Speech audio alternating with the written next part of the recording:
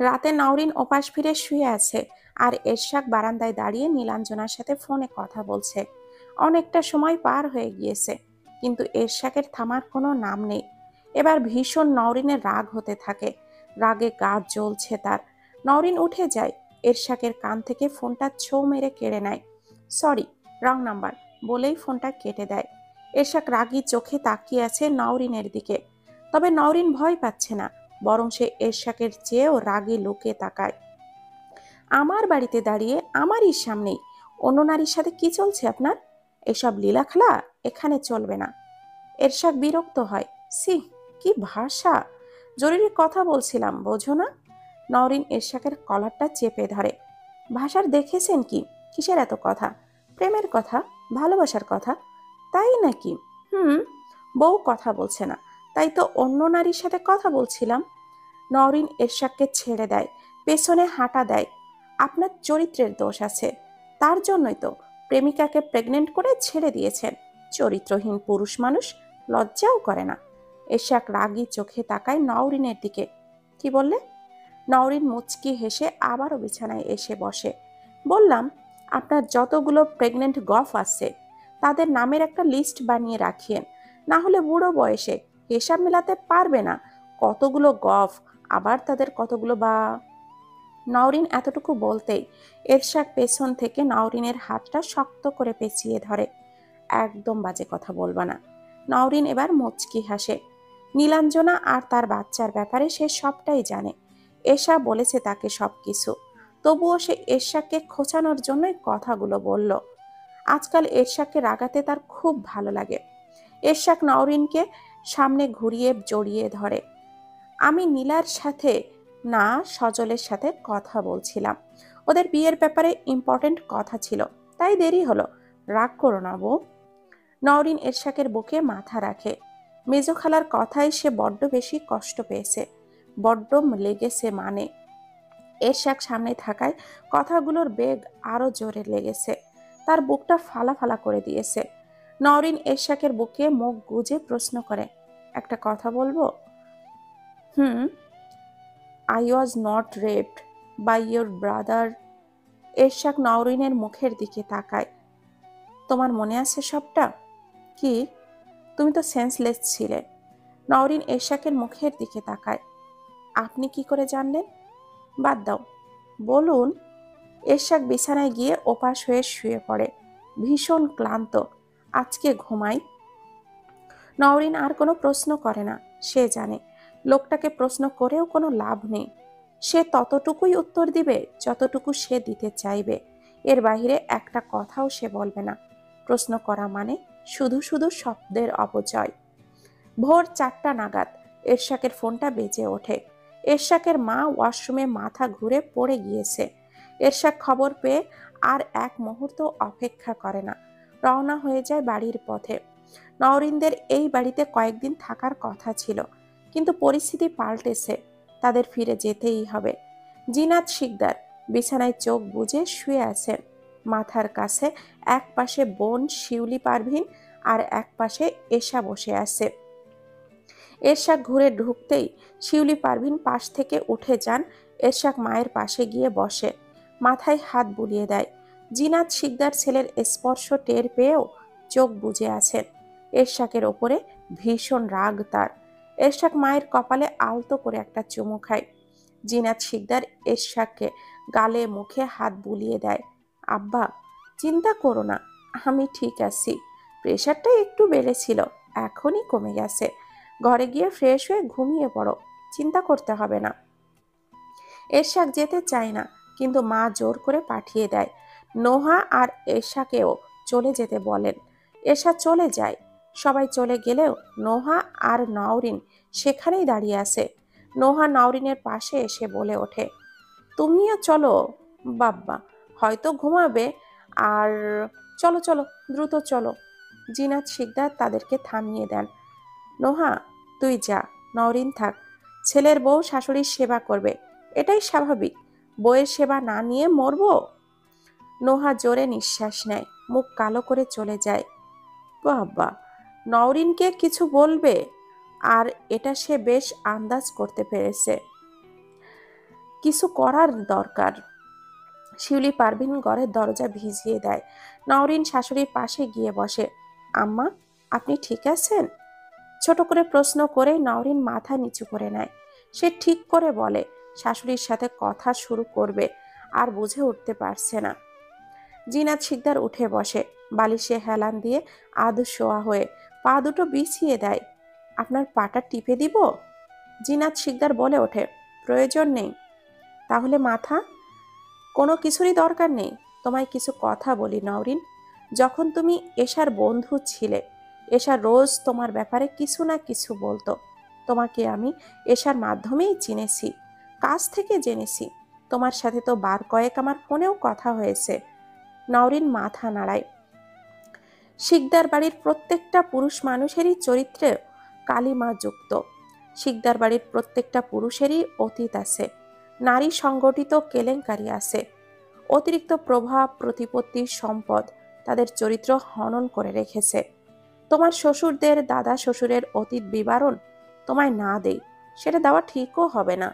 তবে আমার এরশাদ তেমন নয়। এরশাদকে আমি আমার মনের মতো করে বড় করে তুলেছি। কাজটা সহজ ছিল না, শত হলেও রক্ত কথা বলে। তবুও আমি এরশাদকে প্রকৃত মানুষ বানিয়েছি। এরশাদ যখন আমার পেটে, তখন আমার আব্বা মারা যায়। মাঝে মাঝে আব্বাকে স্বপ্নে দেখতাম। আমি মনে মনে খোদার কাছে দোয়া করতাম আমার যেন একটা ছেলে হয়। আমার এরশাদ যখন পৃথিবীতে আসে, আমি ধরেই নিয়েছিলাম এটা আমার আব্বা। এরশাদ আমার কলিজার টুকরা, 7 রাজার ধন। শিকদার বাড়ির সব প্রভাব প্রতিপত্তি থেকে আমি ওকে দূরে সরিয়ে রেখেছি। ওর চরিত্রে কোনো দাগ লাগতে দেইনি আমি। নওরিন মাথা নিচু করে শাশুড়ির কথাগুলো শুনছে। আমানকেও আমি নিজের হাতেই বড় করেছি। সেই ছোট্টবেলায় ছেলেটা আমার বাবা মাকে হারায়। তারপর তোমার শ্বশুর ওকে আমার কোলে তুলে দেয়। ওকেও এরশাকের মতো করেই বড় করতে চেয়েছিলাম। তবে কি জানো, ওকে আদর করার অধিকার তো আমার ছিল, কিন্তু শাসন করার কোনো অধিকার ছিল না। তোমার শ্বশুর ওর গায়ে ফুলের টোকাটাও দিতে দিত না। অতিরিক্ত ভালোবাসা পেয়ে বিগড়ে গিয়েছে। ছেলেটাকে আমি মানুষ বানাতে পারিনি। তিনি আরেকটু থেকে একটা দীর্ঘশ্বাস ছাড়েন। এরশাক আমানের চেয়ে বড় জোর 2 কি 1 বছরের বড় হবে। এরশাক আমানকে সব সময় আগলে রাখত। আমানের করা সব ভুলগুলোর বোঝা এরশাক টানত। আমানের কাজ ছিল সব এলোমেলো করা, আর এরশাকের কাজ ছিল ঠিক করে গুছিয়ে দেওয়া, ভুলগুলো শুধরে দেওয়া। দোষ আমান করত, শাস্তি এরশাক মাথা পেতে নিত। নিজেকে সব সময় বেস্ট বড় ভাই প্রমাণ করতে চাইতো। ছেলেটা আমার আসলেই বেস্ট। কথাগুলো বলে তিনি নওরিনের দিকে তাকান। তুমিও আমানের করা একটা তেমনই ভুল। ভুল বললে ভুল হবে, পাপ, যেটা আমার ছেলেটাকে সারাটা জীবন বয়ে বেড়াতে হবে। তুমি নিজেকেই প্রশ্ন করো, আসলেই কি তুমি এরশাকের যোগ্য? আমি তোমায় কখনো এরশাকের বউ বলে মানতে পারবো না। নওরিন এবার কান্না করে দেয়। আমান তোমাকে বিয়ে করতে চায়নি। সেদিন তোমাকে ওভাবে ফেলেই পালিয়ে গিয়েছিল সে। আমরা আমানের জন্য অপেক্ষা করছিলাম অনেকক্ষণ ধরে, কিন্তু সে ফেরেনি। ছেলেটা আমার কোথায় আছে, বেঁচে আছে না মরে গেছে, তাও জানা নেই। বছর গড়াতে থাকে। তোমার বাবা তোমার বিয়ের জন্য আমাদেরকে চাপ দিতে থাকে। আব্বাজান আমানের সাথে তোমার বিয়ের দায়িত্ব নিয়েছিল কিনা? আব্বাজান আমানকে না পেয়ে আমার এরশাকের ঘাড়েই তোমাকে চাপিয়ে দেয়। দাদির কথা ফেলতে পারেনি আমার এরশাক, বোকার মতো তোমাকে বিয়ে করে নেয়। নওরিনের চোখে পানি মুছে এবার শাশুড়ির দিকে তাকায়। উনি আমাকে বিয়ে করতে চায়নি? শিউলি পারভিন হুঙ্কার দিয়ে বলে ওঠেন, তুমি কি আমাদের এরশাক বাবার যোগ্য যে তোমাকে নাচতে নাচতে বিয়ে করতে যাবে? ছেলে আমার দাদাজানকে খুবই সম্মান করে, তাই ফেলতে পারিনি। তোমার ঘাড়ে করে বয়ে নিয়ে এসেছে। নওরিন ঠোঁট কামড়ে কান্না আটকানোর চেষ্টা করতে থাকে। জিনাত শিকদার বোনকে থামিয়ে দেয়। জানি না আমার ছেলে তোমায় মেনে নিয়েছে কিনা, আদৌ মানবে কিনা, তবে আমি তোমায় কোনো দিনও মানব না। মরে যাব তবুও না। পাশ থেকে শিউলি পারভিন বলে ওঠে, তুমি এই সংসার ছেড়ে চলে গেলেই তো পারো। এভাবে অপমান সহ্য করে কেউ পড়ে থাকবে? যাও, চলে যাও। ভরণ পোষণ সব বুবু দিবে। নতুন করে জীবন শুরু করো। যা চাও তাই দিবে। তুমি শুধু এরশাককে তালাক দাও। নওরিন তালাক শব্দটা শুনে কেঁপে ওঠে, শব্দ করে কেঁদে দেয়। জিনাত শিকদার ইশারায় তাকে চলে যেতে বলে। নওরিন উঠে দাঁড়ায়, হাঁটা ধরে নিজের ঘরের দিকে। জিনাত শিকদার কিছু বলছে না। নওরিন দরজার কাছে গিয়ে কি মনে হতেই আবারও পেছনে ফিরে আসে। জিনাত শিকদারের হাতটা নিজের হাতের মধ্যেই নেয়। আম্মা, অন্যায় যদি কেউ করে থাকে তবে সেটা আপনাদের বাড়ির ছেলে আমান ভাইয়া করেছে, আমি করিনি। আর উনি একজন অ্যাডাল্ট মানুষ শাশুড়ি আম্মা। ওনাকে যদি জোর করে বিয়েটা দিয়ে থাকেন তবে সেখানেও আপনারাই অন্যায় করেছেন বিয়েটা দিয়ে। আমি বিয়ে করে কোনো অন্যায় করিনি। উনি যদি নিজে থেকে আমাকে বলেন আমি ওনার বোঝা, আমাকে বউ বলে মানতে পারেননি, তাহলে আমি এই মুহূর্তে এই বাড়ি ছেড়ে চলে যাব। অন্য কারণ না মানাতে আমি আমার সংসার ভাঙব না। আমি চেষ্টা করব যাতে আপনি আমাকে মেনে নেন।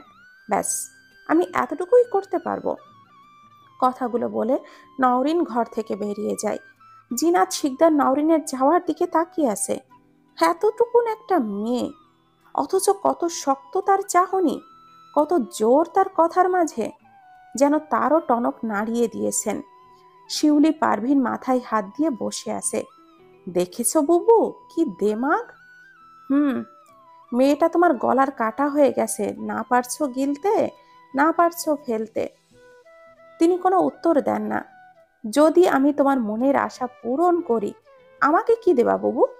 জিনাত শিকদার আর চোখে তাকায় বোনের দিকে। কি চাই তোর? বুবু, আমার মাথায় হাত দিয়া বলো, যা চাই তাই দিবা। জিনাত শিকদার বোনের মুখের দিকে তাকিয়ে আছেন। বোন ঠিক কি চাইছে বোঝার চেষ্টা করছেন। নওরিন ঘরে যেতেই দেখে এরশাক বিছানায় শুয়ে চোখ বুজে আছে। নওরিন পাশে শুতেই এরশাক নওরিনকে জড়িয়ে ধরে। নওরিন এরশাককে ধাক্কা দিয়ে সরিয়ে দেয়। এক লাফে বিছানা থেকে নিচে নামে। খবরদার, কাছে আসবেন না, আমাকে ছোবেন না। আমি আবার কি করলাম? কিছু করার চেষ্টাও করবেন না। সমস্যা কি তোমার? তুমি কি চাও না আমাদের মধ্যে সবকিছু নর্মাল হোক? নওরিন চোখ মুখ শক্ত করে উত্তর দেয়, না, চাই না। এরশাক রাগে গজগজ করতে থাকে। নওরিন বালিশ নিয়ে সোফায় শুয়ে পড়ে। বেশ, চাও না তো ঠিক আছে, আর চাইলেও পাবেন আমাকে বলে দিলাম। চাই না, চাই না, চাই না। কারোর কোনো দয়া আমি আর চাই না। তখন কেউ ছিল না আমার পাশে, আমি একাই নিজেকে সামলেছি, এখনো পারবো। এইসব দয়ার বিয়ের কোনো দরকার ছিল না। এরশাক থমকে যায়। দয়া? তোমার কাছে আমার অনুভূতিগুলো শুধুই দয়া মনে হয়?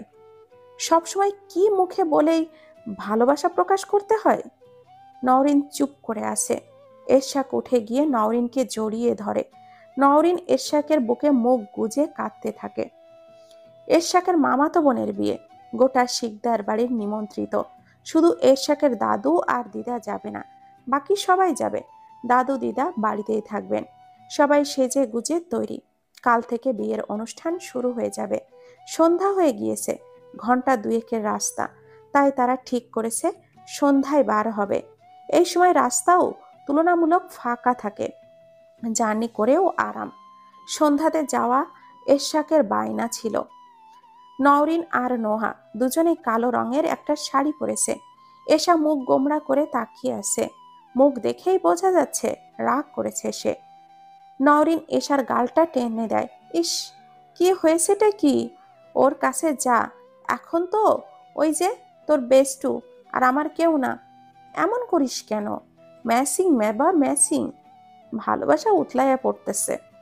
এশা রাগ করে গাড়িতে উঠে বসে। নওরিন হাসে। নোহা এসে নওরিনের পাশে দাঁড়ায়।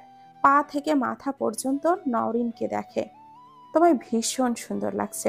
আমি যদি ছেলে হতাম তোমায় বিয়ে করে নিতাম। নওরিন হো হো করে হেসে ওঠে। সবাই যে যার গাড়িতে উঠে বসেছে। এরশাকের গাড়ির পেছনের সিটে এশা বসে আছে। কথা ছিল নোহা, এশা আর নওরিন এরশাকের গাড়িতে যাবে, বাকিরা অন্য গাড়িতে। সবাইকে অবাক করে দিয়ে জিনাত শিকদার এসে এরশাকের গাড়িতে উঠে বসে। এই ঘটনায় সবাই অবাক। এরশাক আগে থেকে ড্রাইভিং সিটে বসা ছিল। আম্মা, কোনো সমস্যা? আমি বসেছি বলে তোর কোনো সমস্যা হচ্ছে? এরশাক থতমত খায়। কই না তো, সমস্যা নেই, বসো, জায়গা হবে। নওরিন গাড়িতে উঠতে নিল। জিনাত শিকদার চোখ মুখ শক্ত করে এরশাককে বলে ওঠে, আব্বা, তোমার বউরে বলো তার কোথাও যাওয়ার প্রয়োজন নেই, সে যেন বাড়িতেই থাকে। এরশাকের মায়ের দিকে তাকায়। বিয়ে বাড়িতে সবাই তোমার বউয়ের অতীত নিয়ে ভালো মন্দ কথা বলবে, সেই সব শুনতে তোমার কি ভালো লাগবে? আমার তো লাগবে না। মানুষের মুখ বন্ধ রাখা যায় না। বাড়ির একটা সম্মান আছে, পরিবারের একটা সম্মান আছে। এরশাক আর কিছুই বলে না। নওরিন চাইলেই জোর করে গাড়িতে উঠে বসতে পারত, নয়তো যাওয়ার জন্য জিদ দেখাতে পারত। তবে এরশাকও চুপ থাকতে দেখে সেও আর কিছু বলে না। নোহা নওরিনের হাতটা ধরে বলে ওঠে, যে যা বলুক, তোমরা সেসবে কান না দিয়ে কোনো লাভ নেই। বাড়ির সবাই যাবে, আর তুমিও যাবে না, এটা কি হয়? নওরিন মুখে একটা হাসি দিয়ে এরশাকের দিকে তাকিয়ে বলে ওঠে, কোথাও যাব না আমি, দাদু দিদার সাথেই বাড়িতে থাকবো, সমস্যা নেই, তোমরা যাও। এসা মন খারাপ করে, সত্যি যাবি না রিনি? না, যার বলার সে তো বলছে না।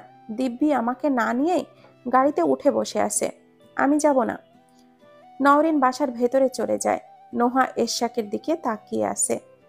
দা ভাই কবে থেকে আবার লোকের কথায় এত গুরুত্ব দিতে শুরু করলো? তার কি উচিত নয় বম্মাকে কিছু বুঝিয়ে নওরিনকে সাথে নিয়ে যাওয়া? মেয়েটা একা একা কি করবে বাড়িতে? নোহা মনে মনে কথাগুলো বললেও জিনাত শিকদার সামনে বলার ক্ষমতা নেই তার। বম্মাকে সে বড্ড ভয় পায়। জিনাত শিকদার নোহাকে ধমক দিয়ে বলে, উঠে বসো।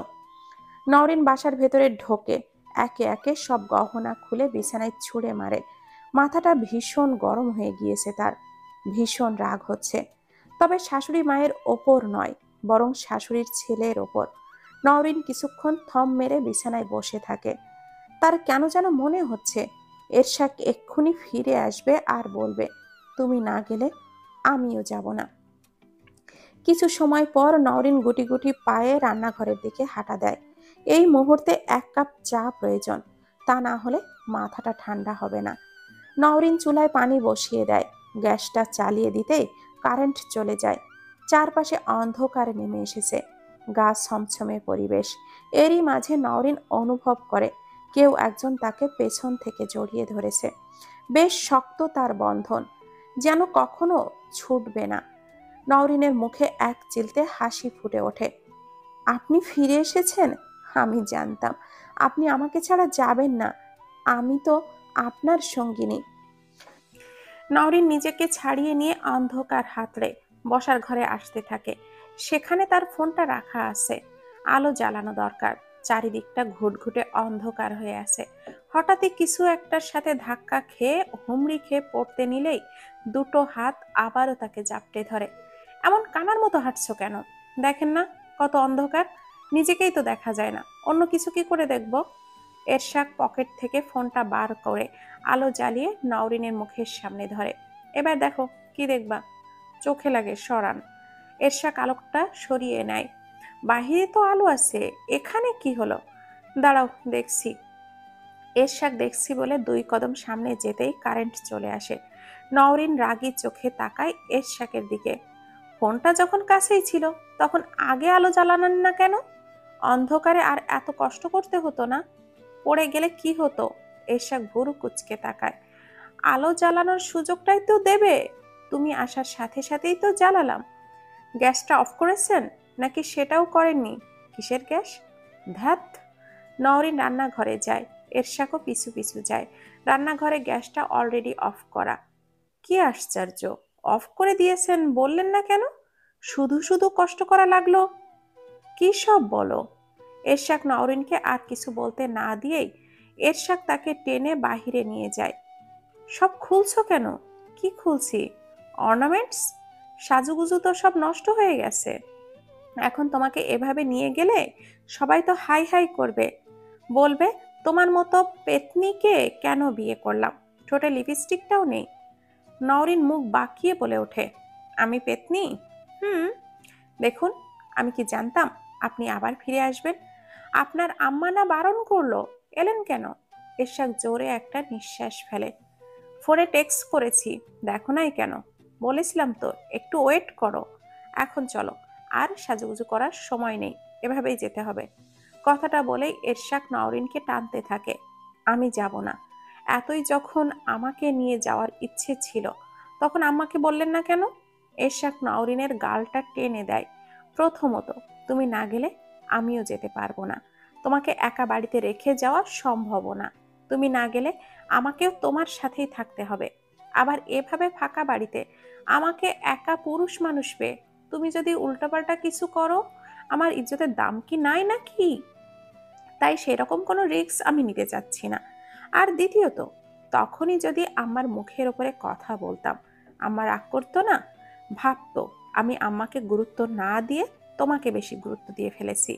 এতে ঝামেলা আরো বাড়তো। চলো, আম্মা সহ সবাই বড় রাস্তায় ওয়েট করছে। আমার নিজে তোমাকে নিয়ে যেতে বলেছে। নওরিন আর কিছুই বলে না। নওরিনকে আসতে দেখে জিনাত শিকদার এরশাকের গাড়ি থেকে নেমে যান। ইমতিয়াজ শিকদার যেই গাড়িতে ছিল সেটাতে উঠে বসেন।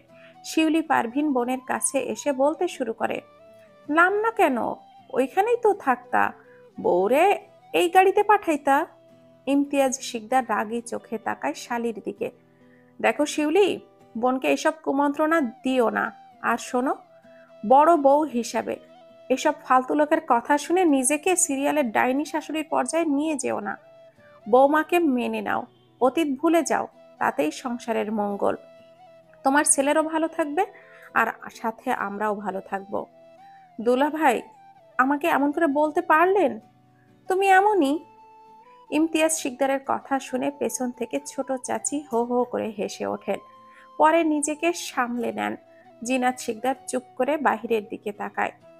তার কি আসলেই নওরিনকে মেনে নেওয়া উচিত?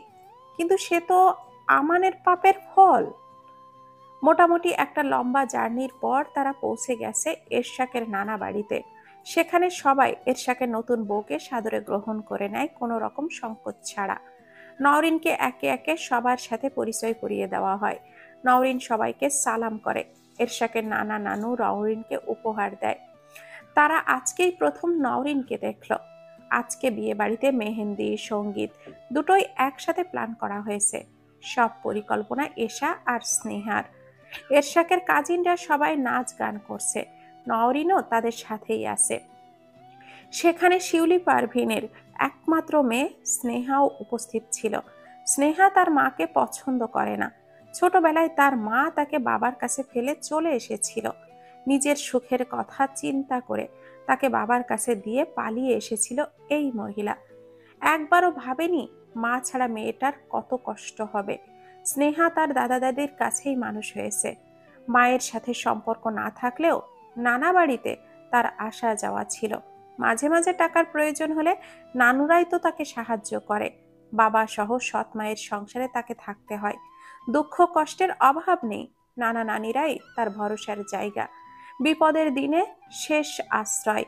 মামা মামি কাজিন ভাই বোনদের সাথে স্নেহার বেশ ভাব। তবে মাকে সে চেনে না, চিনলেও মানে না। শিউলি পারভিন স্নেহার সাথে সব কথা বলার চেষ্টা করে, কিন্তু স্নেহা তার থেকে পালিয়ে পালিয়ে বেড়াচ্ছে। মায়ের মুখোমুখি সে হতে চায় না। শিউলি পারভিন যখন স্বামীর অত্যাচারে জর্জরিত ছিল, তখন সে বোন জিনাতের কাছে আশ্রয় চেয়েছিল। জিনাতও তাকে আশ্রয় দিয়েছিল। তিনি বোনকে আশ্বস্ত করেছিলেন তাকে স্বামীর সংসার করতে হবে না। কিন্তু সমস্যা বাঁধল তখন, যখন শিউলি পারভিন নিজের মেয়েকেও সাথে নিতে চেয়েছিলেন। হয় মেয়ে নিয়ে স্বামীর সংসার করতে হবে, নয়তো একা সংসার ছেড়ে বেরিয়ে আসতে হবে। কেউ স্নেহার দায়িত্ব নিতে চায়নি, বোন জিনা তো নয়। শিউলি পারভিন নিজেকে সামলান। আর তো মাত্র কয়েকটা দিন, তারপর মেয়েকে একেবারে নিজের কাছে নিয়ে আসবেন সে। এরশাক দূরে দাঁড়িয়ে নওরিনকে দেখছে। নোহা, এশা, স্নেহা সহ বাকিরা হলুদ লেহেঙ্গা পরলেও নওরিন শাড়ি পরেছে, কাঁচা হলুদ রঙের জামদানি শাড়ি। এরশাক তাকেও বাকিদের মতো লেহেঙ্গা পরতে বললেও সে শাড়িই পরবে। এখন প্রায় মাঝরাত হতে চলল। মেয়েরা সবাই মেহেন্দি পরেছে, নওরিনও পরেছে। এরশাক সেখানেই নওরিনের পাশে বসেছিল, আর স্নেহা নওরিনকে মেহেদি পরিয়ে দিয়েছে। নওরিন শান্ত হয়ে মেহেদি পরেছে, আর এরশাক মাঝে মাঝে তাকে ঘুষিয়ে দিচ্ছে। তো কখনো এরশাক ইচ্ছে করে হাতটা নাড়িয়ে দিচ্ছে। নওরিন বেশ বিরক্ত হয়। আশ্চর্য, কি শুরু করলেন? কি করলাম? সবাই সেখানে থাকায় নওরিন এরশাকে তেমন কিছুই বলতে পারছে না। কত মেহেদি দেওয়া লাগে? হাতই তো দেখা যাচ্ছে না। এর চেয়ে তো হাতে একেবারে মেহেদি লেপটে দিলেই পারতে। সময় কত লাগতো? এতক্ষণ ঘরে চলে যেতে পারতে। উফ, আরো কত সময় লাগবে? দেরি হবে। ঘরে কখন যাবা? নওরিন এবার বিরক্ত হয়। আপনি এখান থেকে যান তো। এরশাক নওরিনের গালটা টেনে দেয়। পাশ থেকে স্নেহা বলে ওঠে, এরশাক ভাই, বউকে ছাড়া থাকতে পারছেন না দেখছি। না, তোর কোনো সমস্যা? বারে, আমার কেন সমস্যা হতে যাবে? আসলে তোমরা পুরুষ মানুষরা এমনই। বিয়ের প্রথম প্রথম বউকে ছাড়তেই চাও না, আর বছর গড়ালে বউকে আর কাছেই রাখতে চাও না। তোর এত পুরুষ বিশেষজ্ঞ হয়ে কাজ নেই, বুঝলি? দ্রুত মেহেদি পরিয়ে আমার বউকে আমার কাছে আসার সুযোগ করে দে। স্নেহা হেসে দেয়। নওরিন লজ্জা পেয়ে মাথা নিচু করে নেয়। এরশাকও হাসতে হাসতে সেখান থেকে উঠে চলে যায়। ভীষণ মাথা ধরেছে এরশাকের। ব্যথায় মাথা ছিঁড়ে যাচ্ছে।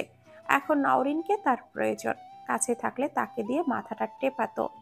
আজকাল মাঝে মাঝেই এরশাকের মাথা যন্ত্রণা হয়, প্রচুর রকম যন্ত্রণা। ঘরে এসে বিছানায় গা এলিয়ে দেয় সে। নওরিনের দেরি হবে আসতে। বালিশে মাথা দিতে মাথা যন্ত্রণায় আরো কয়েক গুণ বেড়ে গেল। এরশাক উঠে বসে ফোনটা হাতে নিয়ে ডাটাটা কানেক্ট করে ফোনের নেট পেতেই হোয়াটসঅ্যাপে কতগুলো ছবি রিসিভ হয়। আননোন নাম্বার থেকে ছবিগুলো এসেছে। এরশাক মেসেজের ফোল্ডারটা ওপেন করতেই বড়সড় একটা শক খায়। ছবিগুলো নওরিন আর আমানের। কতগুলো ছবিতে দুজন বেশ ক্লোজ অবস্থায় আছে, একেবারে ঘনিষ্ঠ পিকচার যাকে বলে। এরশাক ফোনটা দূরে ছুঁড়ে দেয়। বুকের মধ্যে চিনচিন করছে। সে তো জানতো আমানের সাথে নওরিনের সম্পর্ক ছিল, সেই সুবাদে এই ধরনের পিকচার থাকা স্বাভাবিক, কিন্তু তবুও মানতে কষ্ট হচ্ছে। অদ্ভুত একটা অনুভূতি হচ্ছে। ঠিক রাগ নয়, আবার অভিমানও নয়, অন্যরকম একটা অনুভূতি। ভীষণ রকম কষ্ট হচ্ছে। এরশাক জানতো নওরিন আর আমানের মাঝে সম্পর্ক ছিল, বেশ ঘনিষ্ঠ সম্পর্ক। আমান নওরিন বলতে পাগল ছিল। যখন যা চেয়েছে আমান তাই করেছে। দামি গিফট থেকে শুরু করে শপিং বিল কোনোটাই বাদ রাখেনি আমান। এরশাকের সবই জানা, কিন্তু নওরিন সেই সম্পর্কের তোয়াক্কা না করেই আমানকে ঠকিয়ে সাগরকে বিয়ে করতে চলে যায়। পারফেক্ট ধোঁকাবাজি যাকে বলে। আমান অন্তত তাকে এটাই জানিয়েছে, তাই সে নওরিনকে ঘেন্না করত। ঠিক ঘৃণা নয়, অন্যরকম একটা অনুভূতি। এরশাক যে নওরিনকে দেখেছিল, সেই নওরিন আর আমানের দেওয়া নওরিনের ব্যাখ্যা আজ ও মেলাতে পারে না। তবে আমানের কষ্ট সে কাছ থেকে দেখেছে। বিয়ের প্রথম প্রথম নওরিনকে তার অসহ্য লাগতো। বিশ্বাসঘাতক প্রেমিকা কাঠপোকার মতো ভেতর থেকে একটু একটু করে খেয়ে নিঃশেষ করে দেয়। তাকে শাস্তি দেওয়া প্রয়োজন। কিন্তু দুদিন আগে, যেদিন সাগরের কথা বলা নিয়ে নওরিনের সাথে ঝামেলা করে, এরশাক ওকে ঘর থেকে বার করে দিয়েছিল। সেই দিন একটু পরেই এশা এসেছিল তার ঘরে। জোর গলায় বলেছিল নওরিন বেঈমান নয়। সাগরের সাথে সম্পর্কটা হয়েছিল তাদের পারিবারিক ইচ্ছেতেই, যেটা আর পাঁচটা স্বাভাবিক সম্পর্কের মতোই একটা সম্পর্ক। এখানে অন্যায়ের কিছু নেই। আর আমানের ভালোবাসা ছিল একপাক্ষিক। আমানের প্রতি নওরিনের কোনো আবেগ অনুভূতি কিছুই ছিল না। এরশাক দুই হাত মুখ ঢেকে বসে আছে। এশার কথার উপরেই ভিত্তি করে সে তো নওরিনের সাথে স্বাভাবিক সম্পর্কে এগিয়েছে। মনের কোণে নওরিনকে নিয়ে অনেক প্রশ্ন থাকলেও এরশাক সেইগুলোকে ঠেলে সরিয়ে দিয়েছে। আমানের বিবরণ মানতে চেয়েও অগ্রাহ্য করেছে সে। একটু একটু করে নওরিনের প্রতি জন্ম নেওয়া অনুভূতিকে সে প্রশ্রয় দিয়েছে। নিজের মনের মধ্যে নওরিনকে বিশাল একটা জায়গা দিয়ে দিয়েছে। সেখানে নওরিনের জন্য সম্মান আর ভালোবাসা দুটোই ছিল। এখন প্রশ্ন হলো, নওরিনকে আড়াল করার জন্য কি এশা তাকে মিথ্যা বলেছে? মস্তিষ্ক এই মুহূর্তে শূন্য হয়ে গিয়েছে তার। কিছুই ভাবতে পারছে না। প্রচন্ড খারাপ লাগছে। আকাশে উঠতে উঠতে যেন ধপ করে মাটিতে পড়ে গেছে সে। এরশাক ফোনটা কুড়িয়ে নেয়, নাম্বারটাতে কল দেয়, কিন্তু সুইচ অফ দেখাচ্ছে। তবুও বারবার ট্রাই করেছে সে, কিন্তু অপর পাশ থেকে একই উত্তর। এরশাকের গলা শুকিয়ে গেছে। বেড সাইডে থাকা পানির জগটা নিয়ে ঢকঢক করে পানি খেতে থাকে। এমন সময় ঘরে নওরিন প্রবেশ করে। 2 হাত ভর্তি মেহেদি তার। এরশাকের সামনে 2 হাত মেলে ধরে। আমার হাতের মেহেদির মধ্যে আপনার নাম লুকানো আছে। যদি খুঁজে বার করতে পারেন তাহলে ধরে নেবেন আমাদেরকে কেউ কখনো আলাদা করতে পারবে না। এরশাক নওরিনের দিকে তাকায়। রক্ত মাথায় চড়ে গিয়েছে। ভীষণ রাগ হচ্ছে। হাতে থাকা কাচের জগটা সজোরে মেঝেতে ছুঁড়ে দেয়। নওরিন 2 কদম পিছিয়ে যায়। নওরিন ভয় পেয়েছে। কি হলো? এরশাক বিছানা থেকে উঠে এসে নওরিনের বাহু দুটো শক্ত করে চেপে ধরে বলতে শুরু করে, নাটক করো আমার সাথে? লজ্জা করে না তোমার? নিজের প্রতি একটুও ঘেন্না হয় না? পুরুষ মানুষ নিয়ে খেলতে খুব ভালো লাগে তাই না? কয়টা লাগে তোমার? আমার ভাইয়ের লাইফটা তো শেষ করে দিচ্ছ, আমারেও শেষ করে দিলা। সব কিছু শেষ হয়ে গেল। যদি একবার নিজের মুখে সব স্বীকার করতা, ক্ষমা করে দিতাম। নওরিন অবাক চোখে তাকিয়ে আছে। কি করেছি আমি? এরশাক নওরিনের দূরে সরিয়ে দেয়। আবার প্রশ্ন করছো? সত্যি লজ্জা নেই তোমার? বিশ্বাস করো, আমান যেটা করেছে তোমার সাথে সেটা অন্যায় আমি মানছি, কিন্তু তুমি যেটা করেছো সেটাকে কি বলে জাস্টিফাই করবা? কেন ঠকাইলা ওরে? ওর গিফটগুলো নিতে খুব মজা লাগতো তাই না? এত যখন ওর সাথে ঢলাঢলি ছিল, বিয়ে করলা না কেন? ছাইড়া দিলা কেন? নওরিন জোরে জোরে কেঁদে ওঠে। এরশাক নিজেকে একটু সামলে নেয়। জোরে জোরে নিঃশ্বাস নিতে থাকে। ততক্ষণে এশা আর নোহা ঘরে চলে এসেছে। বাহির থেকে এরশাকের চেঁচামেচি স্পষ্ট শোনা যাচ্ছে। দুজনেই ঘরে এসে দেখে দূরে নওরিন অবাক চোখে এরশাকের দিকে তাকিয়ে আছে। চোখ দিয়ে মুক্তার ন্যায় অশ্রু ঝরছে।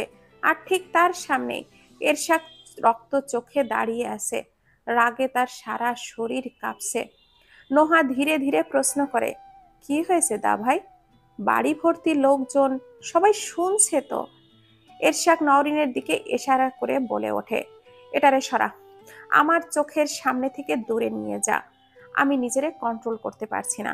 এমন কিছু একটা করে বসবো যেটা আমি করতে চাই না। চোখের সামনে থেকে দূর কর। নোহা আর কিছু না বলে নওরিনকে নিয়ে যেতে থাকে। নওরিন কিছু একটা বলতে গেলে এশারায় তাকে থামিয়ে দেয়।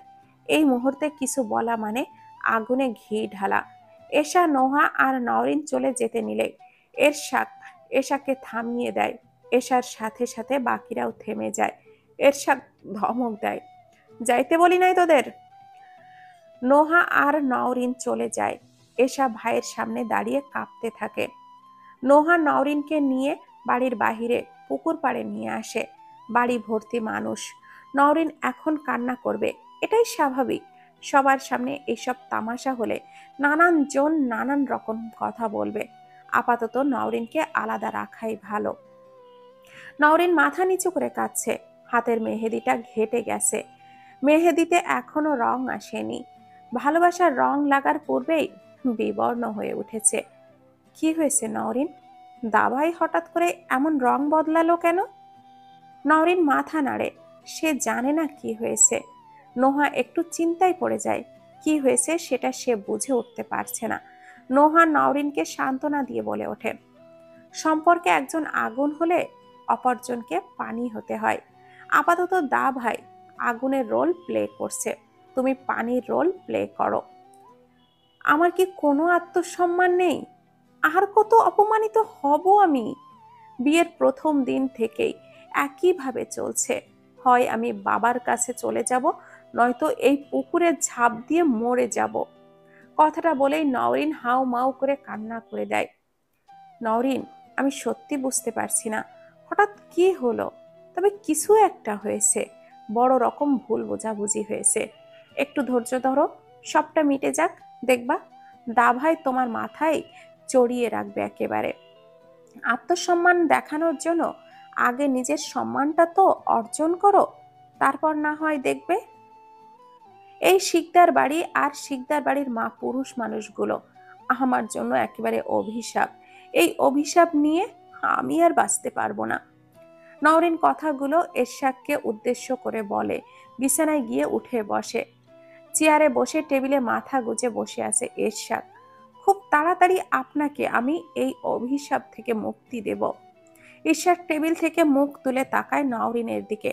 এরশাকে চোখ দুটো লাল টুকটুকে হয়ে আছে, যেন শরীর সব রক্ত চোখে এসে জমা হয়েছে, এক্ষুনি অশ্রুর ন্যায় ঝরে পড়বে। আমাকে তালাক দেবেন?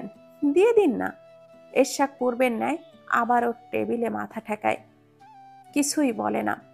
আপনি এক্ষুনি আমাকে তালাক দিন, আমি এক্ষুনি বেরিয়ে যাব। কোথায় যাবে? জাহান্নামে। এরশাক ইমতিয়াজ শিকদার, আপনার চেয়ে আমি জীবনটাকে কয়েক গুণ বেশি দেখেছি।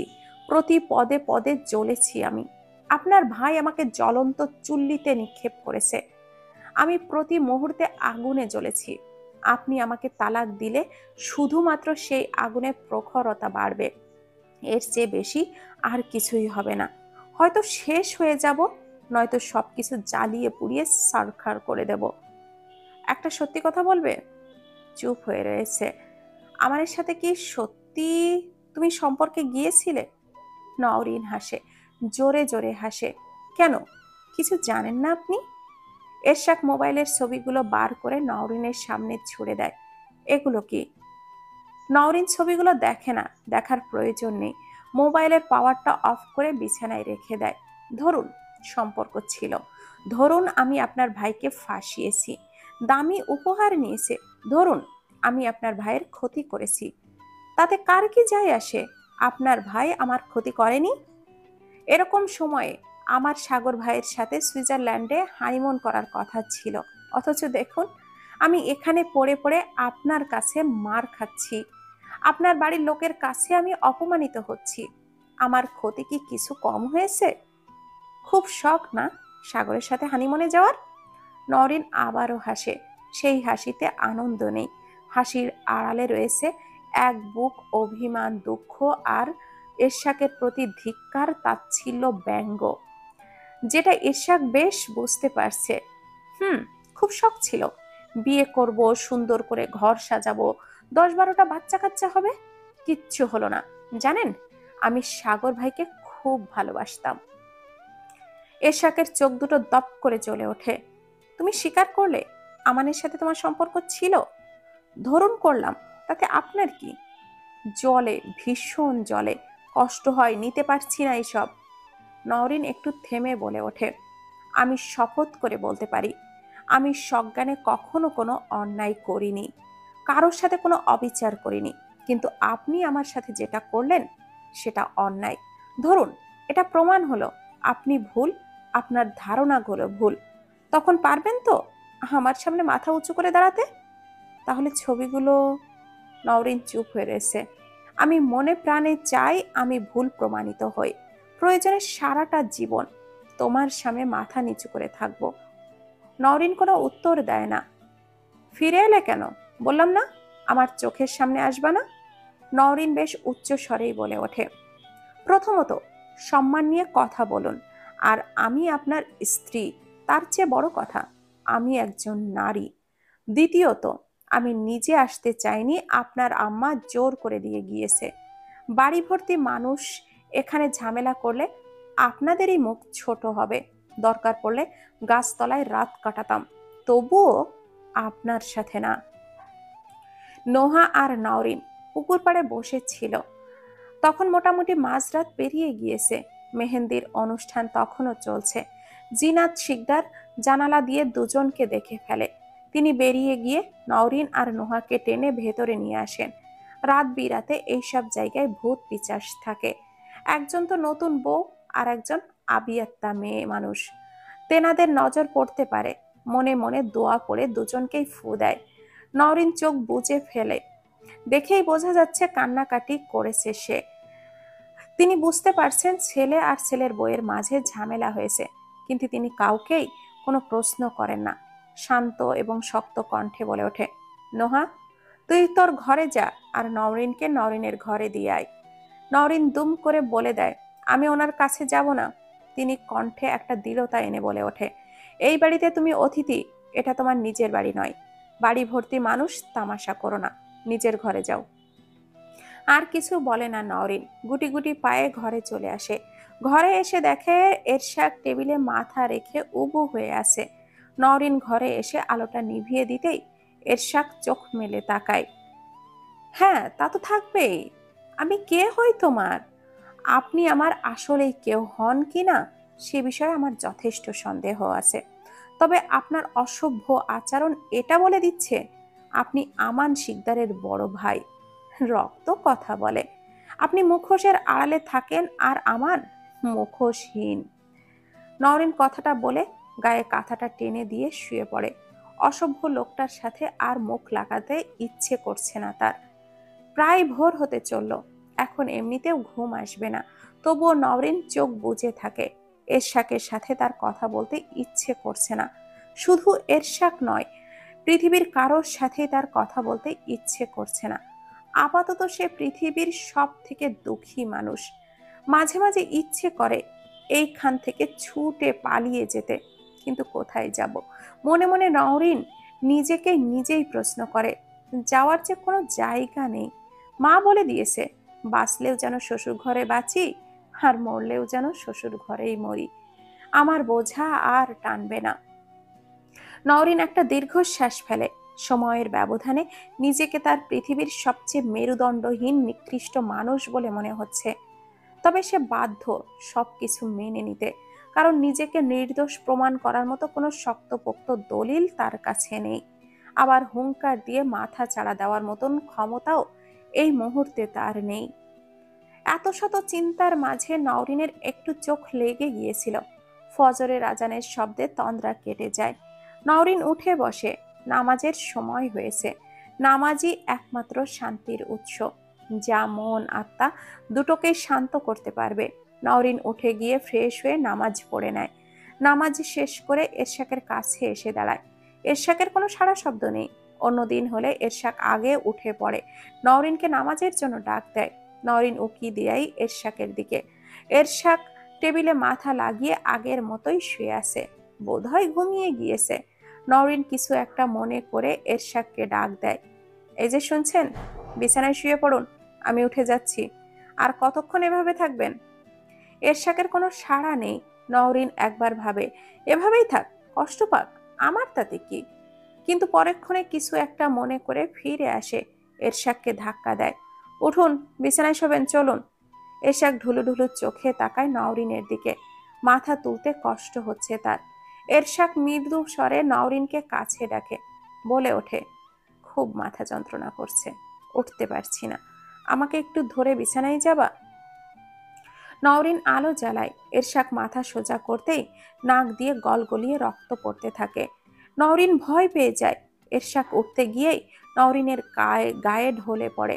নওরিন এরশাকের ভার সামলাতে পারে না, দুজনেই মেঝেতে পড়ে যায়। নওরিন জোরে চিৎকার দিয়ে ওঠে। গোটা বাড়িটা যেন নওরিনের চিৎকারে রিনিয়ে উঠেছে। আজকে রূপসী আপার গায়ে হলুদ, কিন্তু নববধূর মন খারাপ। মুখে হাসি নেই, বিয়ের আনন্দ নেই। তার আদরের ভাই অসুস্থ। রূপসী এরশাকের চেয়ে বয়সে 4 দিনের বড়, তাই হিসাবে সে এরশাকের বড় বোন। এরশাক ছোট বলে তার ওপর কম প্রভাব খাটায়নি সে, ইচ্ছে মতো খাটিয়েছে। রূপসীর ইচ্ছে ছিল আজকেও এরশাককে জ্বালিয়ে মারবে, কিন্তু রূপসীর মনটা আরো খারাপ হয়ে যায়। বাড়িতে গায়ে হলুদের আয়োজন চলছে, তবে বিয়ে বাড়ির পরিবেশটা কেমন যেন থমথমে আসছে। এরশাক অসুস্থতা নিয়ে সবাই চিন্তায় আছে। গ্রামের একজন ডাক্তার দেখানো হয়েছে, এসে চেক করে গেছেন, প্রেশারটা বেড়েছে। এরশাকের ঘুমের প্রয়োজন, 1 ডোজ ঘুমের ঔষধ দিয়ে গিয়েছেন। জিনাত শিকদার ছেলের মাথার কাছে বসে আছে। তিনি চাইছেন এরশাককে এক্ষুনি বাড়ি ফিরিয়ে নিয়ে যেতে, কিন্তু এভাবে আধমরা ছেলেকে তো আর টেনে নিয়ে যাওয়া যায় না, তাই বাধ্য হয়েই এখানে অপেক্ষা করছেন। এরশাক কিছুটা সুস্থ হলে ফিরিয়ে নিয়ে যাবেন। এলাকাটা শহর থেকে বেশ ভেতরে হওয়ায় তেমন ডাক্তার বৈদ্য নেই বললেই চলে। নওরিন বার কয়েক ঘরে উকি দিয়ে দেখে, এরশাককে দেখে গেছে। এরশাক ঘুমিয়ে আছে। বেলা 12টা বেজে এরশাকের ঘুম ভাঙে। নওরিন বলে লাফিয়ে ওঠে, আর সারা শরীর বেয়ে দরদর করে ঘাম দিচ্ছে। এরশাক জোরে জোরে নওরিনকে ডাকতে থাকে। নওরিন ছুটে আসে। কি হয়েছে? ঠিক আছো তুমি? হুম। কেন? কিছু না, বলেই এরশাক আবারও বিছানায় গা এলিয়ে দেয়। খুব বাজে একটা স্বপ্ন দেখেছে সে। বিশাল একটা পুকুর, ভোর রাতে, সবে পুকুরে সোনালি আলো পড়েছে। তার মাঝখানে লাল টুকটুকে শাড়ি পরে উবু হয়ে নওরিন ভাসছে। কি ভয়ঙ্কর স্বপ্ন! এরশাক চোখ বুজে আছে। আমি একটু দূরে যাব, ডাকলে হয়তো শুনতে পাবো না। কিছু প্রয়োজন পড়লে অন্যদেরকে ডেকে নিয়েন, আমি আসছি। কথাটা বলেই নওরিন ঘর থেকে বেরিয়ে যায়। এরশাক চোখ খুলে তাকায়। ফোনটা হাতে নেই। কালকের সেই আননোন নাম্বার থেকে 6টা মিসড কল উঠে আসে। এ বাড়ির উঠোন পেরিয়ে ছোট পুকুর, যেটার নাম রাখা হয়েছে আলতা দিঘি। বাড়ির সমস্ত ধোয়াধুয়ি থেকে গোসল, সব কাজকর্ম এই পুকুরেই ব্যবহার করা হয়। আলতা দিঘির পাশ কাটিয়ে একটু এগিয়ে গেলেই সামনে বিশাল এক জোড়া পুকুর আছে। পুকুর দুটো যেমন বড় তেমন গভীর। মাঝখানে গেলে পায়ের নিচে মাটি ঠাউর করা কঠিন। নওরিন, এশা আর নোহা সেই পুকুরেই যাচ্ছিল। পুকুরের ধারে বিশাল এক তেঁতুল গাছ আছে। সেই তেঁতুল গাছ ভীষণ মিষ্টি। তারা মূলত তেঁতুল পাড়তেই সেখানে যাচ্ছে। আজকে গায়ে হলুদের ডেকোরেশনে নোহা তেঁতুল দিয়ে কিছু একটা বানাবে। এশা মুখটা থমথমে করে রেখেছে। নোহা বার কয়েক তাকে প্রশ্ন করে, কাল দাভাই তাকে কেন ঘরে থাকতে বলেছিল? আর দাভাই তাকে আলাদা করে কি বলেছে? কেন দাভাই নওরিনের ওপরে এত রাগ করেছে? আরো কত প্রশ্ন। এসে একটা প্রশ্নেরও উত্তর দিচ্ছে না। তিনজন রমণী পুকুর পাড়ে পা ভিজিয়ে বসে পড়ে। উদ্দেশ্য সুখ দুঃখের গল্প করা। নোহা তো এশাকে চেপে ধরে রেখেছে। যতক্ষণ পর্যন্ত সে না বলবে দাভাইয়ের সাথে কি কথা হয়েছে, ততক্ষণ সে তাকে ছাড়বে না। দরকার পড়লে ধাক্কা দিয়ে পুকুরে ফেলে দেবে এশাকে। এশা ভয়ে চেঁচিয়ে উঠছে। সে সাঁতার জানে না, নোহাও জানে না। তারা এই নিয়ে বেশ ঝগড়া বাঁধিয়েছে। এশা বলবে না আর নোহা ছাড়বে না। হঠাৎ করে তাদের অবাক করে দিয়ে নওরিন পুকুরে ঝাঁপ দেয়। দুইজন বিস্ফোরক দৃষ্টিতে তাকিয়ে আছে পানির দিকে। হঠাৎ করে তাদেরকে অবাক করে দিয়ে নওরিন পুকুরে ঝাঁপ দেয়। দুজনই বিস্ফোরক দৃষ্টিতে তাকিয়ে আছে পানির দিকে। নওরিনকে দেখা যাচ্ছে না। এশা ভীষণ জোরে চিৎকার দেয়। ভয়ে কাঁপছে সে। বারবার নওরিন নওরিন করে চিৎকার করছে। নোহা পাশ থেকে চিৎকার দিয়ে বলে ওঠে, নওরিন দাঁড়াও, আমি যাব তোমার সাথে। নওরিন পানির ভেতর থেকে মাথা বার করে বলে ওঠে, কোথায় যাবা? আমি তো এখানেই আছি। এশা ভয়ে কান্না করে দিয়েছে। ভয় পাস না এশা, আমি সাঁতার জানি তো। গ্রামে থাকতে কত এ পুকুরে সে পুকুরে করে বেরিয়েছি। পানি আমায় বড্ড টানে। নোহা ভুরু কুচকে তাকিয়ে আছে নওরিনের দিকে। ওইভাবে কেউ লাফ দেয়? ভয় পেয়ে গিয়েছি। কি সুন্দর পানি দেখো। লোভ সামলাতে পারিনি, তুমিও আসো। কথাটা বলেই নওরিন মুচকি হাসি দেয়। নোহা পা ডুবিয়ে আবারও বসে পড়ে। এদিকে এশাও কাঁদতে কাঁদতে ধপ করে বসে পড়ে। আমি তো ভাবলাম, আমায় ক্ষমা করে দিস নওরিন। নওরিন এক দৃষ্টিতে তাকিয়ে আছে এশার দিকে। মুখে তার মুচকি হাসি। আমি যদি মরতে চাইতাম, তোর সামনে কি লাফ দিতাম বোকা কোথাকার? নোহা মুখ বাঁকিয়ে বলে ওঠে, যত সব ন্যাকামো। এদিকে এরশাদ তিনজনকে একসাথে সেখানে খুঁজতে থাকে। জিনাত শিকদার চাইছে এক্ষুনি এরশাদকে নিয়ে বাড়িতে চলে যেতে। বাকিরা থাকতে চাইলে থাকুক, কিন্তু এরশাদকে সে নিয়ে যাবেন। ছেলে অসুস্থ, ডাক্তার দেখানো জরুরি, কিন্তু এরশাদ কিছুতেই যাবে না। তিনি মনে মনে চিন্তা করে নেন দরকার পড়লে জোর করে নিয়ে যাবেন। এরশাদ এই দিকেই আসছিল। মাঝ রাস্তায় আসতেই এশার চিৎকার শুনে দ্রুত ছুটে আসে। উত্তেজিত কণ্ঠে প্রশ্ন করে, কি হয়েছে? চোখ যায় নওরিনের দিকে। নওরিনকে পানিতে দেখে সে প্রথমে ভেবেছিল নওরিন হয়তো পানিতে পড়ে গিয়েছে। সে নিজেও লাফ দিতে চায়, কিন্তু নোহা এরশাকের হাতটা টেনে ধরে। দা ভাই, ও সাঁতার জানে, ভয় নেই, থাকুক। এরশাক একটু শান্ত হয়। নোহা নওরিনকে উদ্দেশ্য করে বলতে থাকে, ওহে কলঙ্কিনী বধূ, ভেবেছিলাম তুমি আর আমি দুই কলঙ্কিনী একসাথে গলায় কলসি বেঁধে এই জোড়া পুকুরে ডুবে মরব, ইতিহাস সৃষ্টি করব, কিন্তু তুমি তা হতে দিলে কোথায়? আগেই সাঁতার শিখে বসে আছো, এখন কি হবে? আমি কি একা একা মরব? নওরিন মুচকি হেসে উত্তর দেয়, পানিতে ডুবে মরলে বেশি কষ্ট হবে। তার চেয়ে সহজ কিছু ভাবো। বিষ খাবে, নাকি গলায় দড়ি দেবে, নাকি উঁচু কোথাও থেকে লাফিয়ে পড়বে? নওরিন নোহাকে সাই দিয়ে বলে ওঠে, চলো মাউন্টেনে যাই। কিছুদিন ঘোরাঘুরিও করা হবে, আবার লাফ দিয়ে মরাও যাবে। একবার পারলে হাড় গোড় সব গুঁড়ো গুঁড়ো হয়ে যাবে। বাঁচার কোনো চান্স নেই, একেবারে 0%। নোহা হেসে বলে, চলো, রূপসী আপুর বিয়েটা হয়ে যাক, তারপর যাই। বিয়ে না খেয়ে গেলে আপু রাগ করবে। যাওয়ার আগে শেষ বিয়েটা খেয়েই যাই। তাই করো, যা করবে দ্রুত করো। এই জীবন আর ভালো লাগছে না। মা ভালোবাসে না, বাবা ভালোবাসে না, একটা মাত্র বর, সেও ভালোবাসে না। কথায় কথায় মেরে তক্তা বানিয়ে দেয়। শাশুড়ির কথা নাই বা বলি, ওই যে দেখো, একটা মাত্র বেস্ট ফ্রেন্ড, সে ঠকালো। এই জীবন আর রাখতে চায় না। কথাগুলো বলে নোহা আর নওরিন দুজনেই এশার দিকে তাকায়। এশা হাউমাউ করে কাঁদতে কাঁদতে ছুট লাগায়। এশার যাওয়ার দিকে তাকিয়ে নোহা হাসতে থাকে। এরশাকের মাথা ভন ভন করছে। এখন পাগলদের পাল্লায় পড়ল সে। এসব কথা শুনতে ভীষণ বিরক্ত লাগছে তার। এরশাক নোহাকে ধমক দেয়, কিসের কথা বলছিস পাগলের মতো তোরা? মেয়েদের কষ্ট তুমি কি বুঝবা হে পুরুষ? তোমরা তো স্বার্থপর জাতি, শুধু নিজেরটাই বোঝো। এরশাক নোহাকে আরেকটা ধমক দেয়, মাথা ঠিক আছে? ঘরে চল, আমা ডাকে, এক্ষুনি বাড়ি ফিরবো আমরা। এরশাক আর নোহা 2 কদম এগিয়ে গিয়ে এরশাক পেছনে ফিরে নওরিনের দিকে তাকায়। এই যে মৎস্যকুমারী, আপনি জমিনে উঠে আসবেন, না সারা জীবন পানিতে ভাসতে থাকবেন? বিছানাপত্র এনে দেই? নওরিন মুখ কালো করে তাকায়। আমি যেখানে খুশি থাকি, তাতে আপনার কি? আমারই তো সব। নিজে থেকে উঠবা, না তো আমি কি জেলে ডেকে তোমাকে তুলে নিয়ে যাব? তুমি তো আবার নিজে থেকে কিছু করা পছন্দ করো না। উঠে আসো বলছি। নওরিন এরশাকের ধমক শুনে মুখ বাঁকিয়ে উঠে আসে। নোহা অনেক দূরে এগিয়ে গেছে। এরশাক নওরিনের জন্য সেখানেই দাঁড়িয়ে অপেক্ষা করছে নওরিনের জন্য। নওরিনের কাপড় ভিজে গায়ের সাথে লেপটে গেছে। হালকা রং হওয়ায় শরীরের সবগুলো ভাঁজ স্পষ্ট বোঝা যাচ্ছে। এরশাকের তাকাতে দেখে নওরিন ভেজা ওড়নাটা টেনে গায়ে জড়িয়ে নেয়। তাতে কি যা দেখার তা তো দেখেই ফেলেছি, নতুন করে কিছু দেখা বাকি আছে?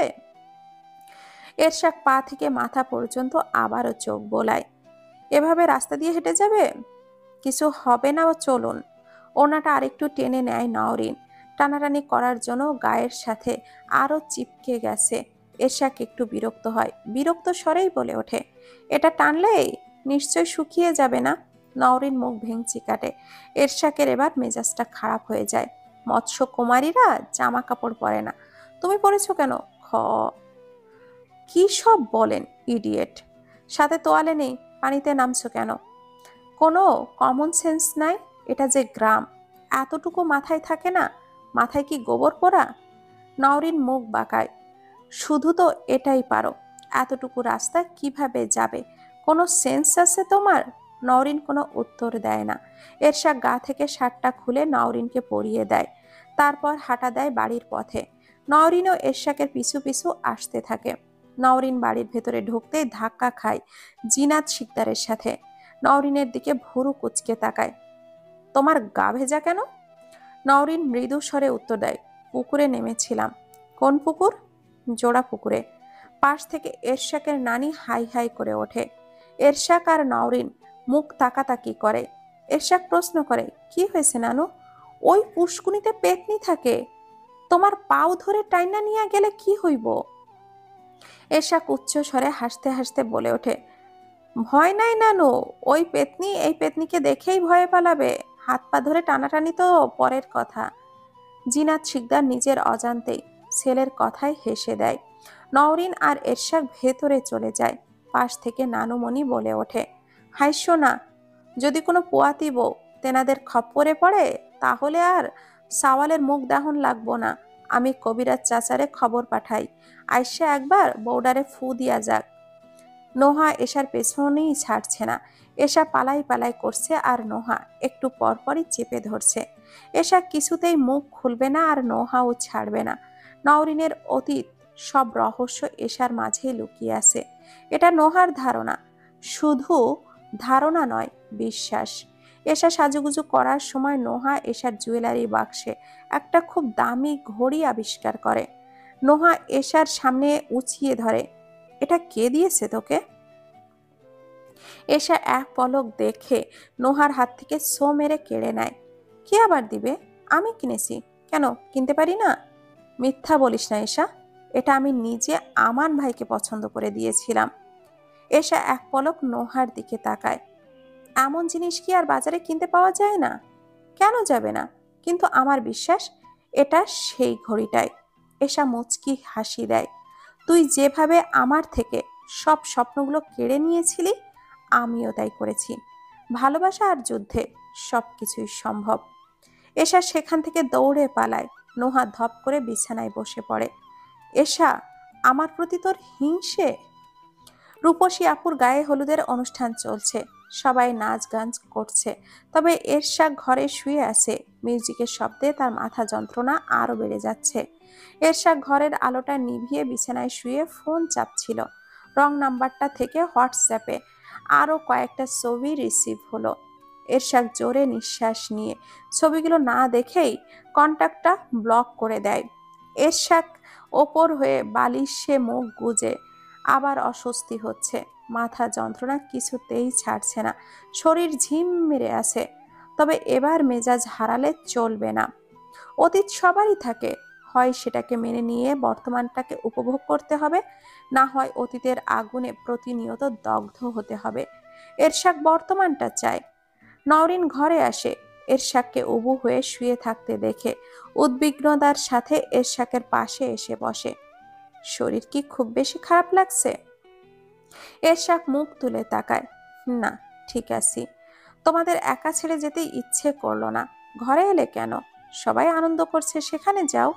নওরিন এরশাকের পাশ থেকে উঠে জানালার কাছে যায়, বাহিরে উকি দেয়। সারা বাড়িতে আলো জ্বলছে। এই ঘরের আলো না জ্বালালো থাকলেও চারিদিকের আলোই আলোকিত হয়ে আছে। আপনাকে দেখতে আসলাম, ঠিক আছেন কি না? কেন, আমায় ভালোবাসো নওরিন? নওরিন কোনো উত্তর দেয় না। এরশাক নওরিনের পাশে এসে দাঁড়ায়। তোমায় একটু জড়িয়ে ধরবো? নওরিন এরশাককে পা থেকে মাথা পর্যন্ত দেখে। গিরগিটিও আপনাকে দেখে লজ্জা পাবে। আপনার কত রং ঢং আর দেখব। কাল এই সময় আমাকে ইচ্ছা মতো আঘাত করলেন, আজ এসেছেন আদর করতে। লজ্জা লাগে না? এরশাক মুচকি হাসে। কখন মারলাম? শরীরে আঘাতের চেয়ে কথার আঘাত বেশি যন্ত্রণা দেয়। একটু জড়িয়ে ধরি? আমি যদি বলি ধরিয়েন না, তাহলে কি ধরবেন না? এরশাক নওরিনকে কাছে টেনে জড়িয়ে ধরে। আমার বউ, আমি ধরবো, এত ফর্মালিটি মানতে পারবো না। নওরিন চুপ হয়ে রয়েছে। নওরিন, আমায় ক্ষমা করো, বড্ড বেশি অন্যায় করে ফেলেছি তোমার সাথে। নওরিন একটা দীর্ঘশ্বাস ছেড়ে বলে ওঠে, বাদ দিন। এমনটাই হয়, যখন ইচ্ছা আঘাত করবেন, যন্ত্রণা দেবেন, আবার মন চাইলে কাছে টানবেন। মেয়েদের জীবনটাই, গল্পগুলো এমনটাই হয় গো। কথা দিচ্ছি আর এমন হবে না। বাদ দিন। দিন শেষে আমরা সবাই একা। মৃত্যু ছাড়া আর কেউ তোমাকে আমার থেকে আলাদা করতে পারবে না নওরিন। একা হওয়ার তো প্রশ্নই ওঠে না। এরশাক নওরিনের কপালে আলতো করে চুমু খায়, নাকে নাক ঠেকায়। এমন সময় কোথা থেকে নোহা ছুটতে ছুটতে ঘরে আসে। দুম করেই আলোটা জ্বালিয়ে দেয়।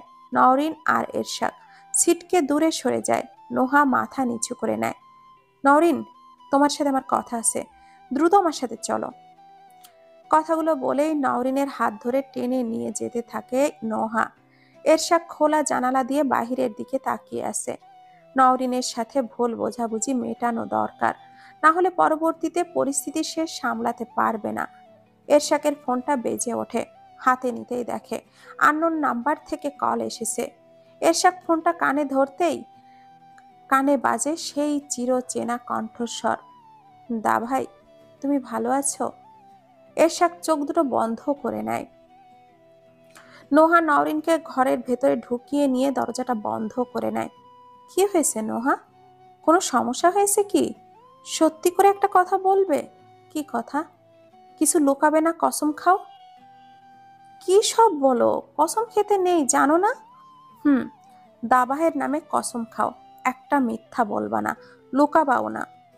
নওরিন অবাক চোখে তাকিয়ে আছে। আমান ভাইয়ের সাথে তোমার কি সত্যি কোনো সম্পর্ক ছিল? দপ করে নওরিনের মুখ চোখ দুটো যেন জ্বলে ওঠে। এগুলো বলার জন্য এখানে এনেছো? বলো। আমি ক্লান্ত নোহা, সবাইকে চরিত্রের ক্লারিফিকেশন দিতে দিতে আমি ক্লান্ত হয়ে পড়েছি। আমি ভেবেছিলাম তুমি হয়তো আমার কষ্টটা বুঝবে, বাট তোমরা সবাই কেন আমাকেই বারবার এভাবে কাঠগড়ায় দাঁড় করাচ্ছ বলো তো? সব জেনে শুনেই তো তোমার দাভাই আমাকে বিয়ে করেছিল, তাহলে এত কিসের প্রশ্ন আমাকে ঘিরে? নওরিন উঠে দাঁড়ায়। নোহা নওরিনের হাত ধরে বসিয়ে দেয়। আমি তোমাকে প্রোটেক্ট করতে চাই। কি? আমান ভাইকে আমার থেকে বেশি কেউ চিনতো না। দা ভাই, আমান ভাই দুজনই আমার খুব কাছের মানুষ, দুজনকেই আমি খুব ভালোবাসি, কিন্তু দুজনের চরিত্রে আকাশ পাতাল ফারাক। আমি আমান ভাইকে একটু বেশি করে বদলাতে দেখেছি। শিকদার বাড়ির সবচেয়ে বদরাগী বদমেজাজি চরিত্রহীন পুরুষটা একটু একটু করে নিজেকে বদলে নিয়েছিল তোমার জন্য। তোমার কথাতে নওরিন, এগুলো মিথ্যা নয়, সব সত্যি। আমান ভাইয়ের পাগলামো, ক্রেজিনেস সব কিছুই আমি দেখেছি। এগুলো কিচ্ছু মিথ্যা নয়। ও গড, আমি পাগল হয়ে যাব। আমি কখন তোমার আমান ভাইকে বদলাতে গেলাম? এগুলো কেন বলছো আমায়? আমি শুনতে চাই না কিচ্ছু। নওরিন, লাস্ট 1 বছর তোমার সাথে আমান ভাইয়ের রিলেশনশিপ ছিল, এটা আমরা সবাই জানি। আমিও জানি, আর দা ভাইও জানে, বাড়ির সবাই জানে। আমান ভাই নিজে সবাইকে সবকিছু বলেছে। সারা রাত আমান ভাইকে আমি বারান্দায় বসে তোমার সাথে কথা বলতে শুনেছি। একটার পর একটা গিফট কিনতে দেখেছি। কিছু গিফট আমি নিজেও কিনে দিয়েছি। এগুলো তো আমি মিথ্যা বলে মানবো না, কারণ আমি নিজে দেখেছি সবকিছু। রিয়েলি পাগলের প্রলাপ বকছো তোমরা। তোমরা সবাই এক। তোমার একটা কথায় আমান ভাই সব ছেড়ে ছুটে আসতো তোমার স্কুলে, তোমার কাছে, আর তুমি পাগলের প্রলাপ বলছো? নওরিন অবাক চোখে তাকিয়ে আছে নোহার দিকে। বিশ্বাস করো, আমি মারা যেতাম, তবু আমান শিকদারের সাথে কোনো সম্পর্কে যেতাম না। ওনার মতো অসভ্য লোকের সাথে কখনোই না। আর তার চেয়ে বড় কথা হলো, আমি ওনাকে কখনো সেই চোখেই দেখিনি। ইনফ্যাক্ট তখন তো আমি এঙ্গেজড ছিলাম। কেন করব এমন একটা রিলেশনশিপ? আমার কোনো দামি গিফটের প্রয়োজন ছিল না, সেদিন ছিল না, এখনো নেই। নওরিন অসহায় দৃষ্টিতে নোহার দিকে তাকিয়ে আছে। তাহলে কে নওরিন? কে করেছে সব কিছু? আমান ভাই কার সাথে প্রেম করলো এতদিন? আমি কি করে জানবো? তুমি জানো না? হয় সেটা তুমি ছিলে, নয়তো কেউ তোমার আইডেন্টিটি ইউজ করেছে। বোঝো না কিছু? ছোট বাচ্চা তুমি? নওরিনের বুকের মধ্যে মোচড় দিয়ে ওঠে। চুপ করে থাকলে সমস্যা বাড়বে, বই কমবে না। আমান ভাইয়া বেঁচে আছে না মরে যায়নি, আজ না হোক কাল ঠিকই ফিরে আসবে। আর তারপর কি করবে? প্রচন্ড ভালোবাসা যখন প্রচন্ড ঘৃণায় পরিণত হয়, তখন সেই ঘৃণা কতটা ভয়ঙ্কর হয় জানো? সবকিছু শেষ করে দিবে। এর চেয়ে ভালো না যে সত্যিটা বলে দাও, ঝামেলা শেষ হয়ে যাক, তারপর তুমিও মুক্ত, আমিও তোমার দায় থেকে মুক্ত। কি বলবো? অদ্ভুত তো, এতক্ষণ কি বললাম আমি তোমায়? আমি জানি না, কিছু না জেনে প্রমাণ ছাড়া কাউকে দোষারোপ করা যায় না। আর তোমার ভাইয়াও ধোয়া তুলসী পাতা নয়। হতেই পারে সে সব কিছু মিথ্যা বলছে আমাকে বদনাম করার জন্য। তুমি কি কিছু বোঝো না, নাকি বুঝেও না বোঝার ভান করছো? নওরিন মাথা নিচু করে নেয়। আমি শুধু তোমায় বাঁচাতে চাইছি নওরিন। কেন চাইছো? দেখো, তোমার এই অসম্মানের দায় কিছুটা হলেও আমার। আমান ভাইয়ের রিলেশনশিপে গোড়া থেকেই আমি ইনভলভ ছিলাম। ধরো, আমান ভাইয়ের ভালো লাগা খারাপ লাগাগুলো আমার সাথে শেয়ার করতো। আজ অ্যাজ এ বেস্ট ফ্রেন্ড, আর আমি তাতে আমার মতো করে রিয়াকশন দিতাম। একদিন হঠাৎ করে আমান ভাই এশার মুখে তোমার বিয়ের কথা শুনে প্রচন্ড ভেঙে পড়েছিল। আমারও খুব রাগ হয়েছিল তোমার উপর, মানে আমান ভাইয়ের সেই গফের উপর। আমি ভাইকে সাজেস্ট করেছিলাম তোমায় তুলে এনে রাখতে, শুধু সাজেস্ট না, ইনসিস্ট করেছিলাম। আর এইদিকে তোমার বিয়েটাও ভেঙে যেত, আর তুমিও তোমার শাস্তি পেয়ে যেতে। পরে আমান ভাই তোমার বিয়ে করে নিত, আর সব ঠিক হয়ে যেত। বাট আই ওয়াজ রং। আমি বুঝতে পারিনি সব কিছু এতটা জটিল হয়ে যাবে। আমি জানতাম না আমান ভাইয়ের সেই প্রেমিকা তুমি ছিলে নওরিন। নওরিন অবাক চোখে তাকিয়ে আছে নোহার দিকে। আসলে সেদিন এশার ফোনের ওয়ালপেপারে আমি প্রথম তোমার ছবি দেখি, মানে এশার বেস্ট সেই ফ্রেন্ডের ছবি দেখি। আমান ভাই কখনো আমায় তোমার ছবি দেখায়নি। আসলে আমান ভাই চেয়েছিল একেবারে তোমায় বিয়ে করে আমায় দেখাবে, কিন্তু ততক্ষণে আমি বুঝে গিয়েছিলাম কোথাও একটা সমস্যা হয়েছে। আমার বিশ্বাস ছিল তুমি এমন হতেই পারো না, আমি সজ্ঞানে কখনো তোমার কোনো ক্ষতি করতে পারবো না। কিন্তু ততক্ষণে আমান ভাই বেরিয়ে গিয়েছে, পরিস্থিতি হাতের বাহিরে বেরিয়ে গিয়েছিল। আমি দা ভাইকে সবটা জানাই। দা ভাইও চাইনি আমান ভাইকে কোনো ভুল করে বসুক। দা ভাই সেখানেই যায়, তোমাদের দুজনকেই সেভ করে। তুমি তো আমান ভাইকে প্রায় মেরেই ফেলেছিলে। নওরিন কি বলবে বুঝে উঠতে পারছে না। উনি সেদিন তোমার যেই গাড়ি থেকে অ্যাক্সিডেন্ট হয়েছিল ওই গাড়িটা দা ভাইয়েরই ছিল। দা ভাই তোমায় হসপিটালে নিয়ে গিয়েছিল। তার মানে উনি সব জানতেন। হুম, যতটুকু আমান ভাই বলেছে শুধু ততটুকুই জানে। নওরিন আর এক মুহূর্তও সেখানে দাঁড়ায় না, ছুট লাগায় এরশাকের ঘরে। ঘরে ঢুকতেই দেখে এরশাক শুয়ে আছে, আর তার পাশে স্নেহা বসে আছে। নওরিনকে দেখে পাশ থেকে উঠে দাঁড়ায়। এরশাক ভাইকে দেখতে এসেছিলাম, একা একা শুয়ে আছে তাই আর কি। নওরিন কোনো কথা বলে না। স্নেহা নিজে থেকে নওরিনকে টানতে থাকে। আমরা সবাই আজকে ডিসাইড করেছি রাতে রূপসী আপুর সাথে থাকবো, সবাই একসাথে চলো। নওরিন বিরক্তের সাথে স্নেহার হাত ছাড়িয়ে নেয়। আমার ওনার সাথেই থাকবো, আর ওনার সাথে আমার কথা আছে। স্নেহা মুখ ভাঙিয়ে উত্তর দেয়, তোমার বর এক রাতে কোথাও উধাও হয়ে যাবে না, কাল কথা বলিও, অনেক রাত হয়েছে চলো। স্নেহা নওরিনকে টেনে নিয়ে যায় নিজের সাথে। এরশাকের সাথে বোঝাপড়াটা আর হয়ে ওঠে না। এরশাক বালিশ দিয়ে মাথা চাপ দেয়। ইস কি যন্ত্রণা! কানে বারবার আমানের বলা কথাগুলো বাজছে। একটু আগের কথোপকথন, দা ভাই তুমি ভালো আছো? এরশাক চোখটা বন্ধ করে উত্তর দেয়, কেমন আছিস তুই? আগের চেয়ে বেটার, এখন ঠিকমতো হাঁটাচলা করতে পারি, তবে মেরুদণ্ডের ব্যথাটা কমেনি। আর পাগলামো করিস না ভাই, সুস্থ হয়ে যা।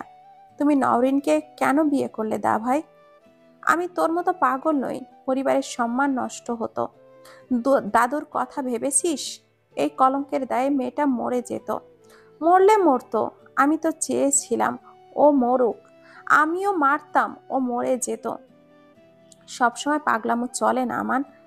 লাইক সিরিয়াসলি দা ভাই, ওই মেয়েটা আমার সাথে কতটা ব্রাটাল রিলেশনশিপে ছিল তার প্রমাণ তো আমি তোমায় দেখিয়েছি। ছবিগুলো দেখোনি? ভিডিও কি দিব? দেখবে?